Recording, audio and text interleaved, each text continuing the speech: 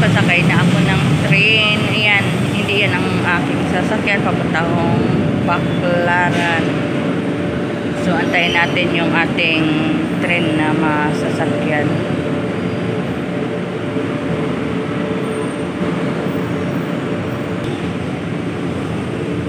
Paalis na sila. Papunta na yung monumento. Ako naman ay papuntang Baclaran. So, antayin natin yung train para sa papuntang Baclaran. Dito sa Blumentritt Station. Ang tagal naman ng train. Ang tagal naman. So, ikot muna natin kayo sa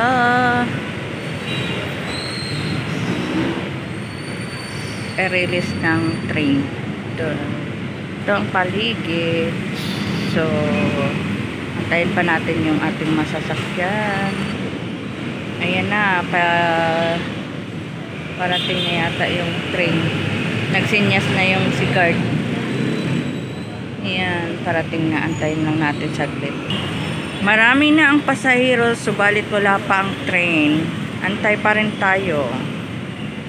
Talagang na-delay ang ating biyahe. Ay, mabuti na yung isa. Nandito na. 2 beses na yan. Pangalawa na. Pero yung sasakyan namin papuntang Baclaran, wala pa. Bali manggagaling dun sa may monumento. Papuntang Baclaran. Ito, galing to Baclaran. Papunta namang monumento yan. Pangalawa na yan. Pero amin wala pa. Hindi pa dumarating. Nakapanatalong tayo ng istasyon, manatili na po tayo sa tanongin niya. Iwasan po natin silip na silip o ito, tumaan na ang pangatlo. Wala pa rin kami. Pangatlong train na yung dumarating. Wala pa yung aming sasakyan papuntang Baclaran. Anong nangyari sa'yo? Nangyari sa aming sasakyan, ba't wala pa? Oh, buti pa sila, paalis na kami, wala pang parating.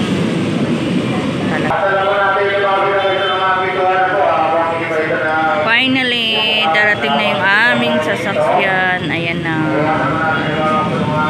Ayan na, parating na sila.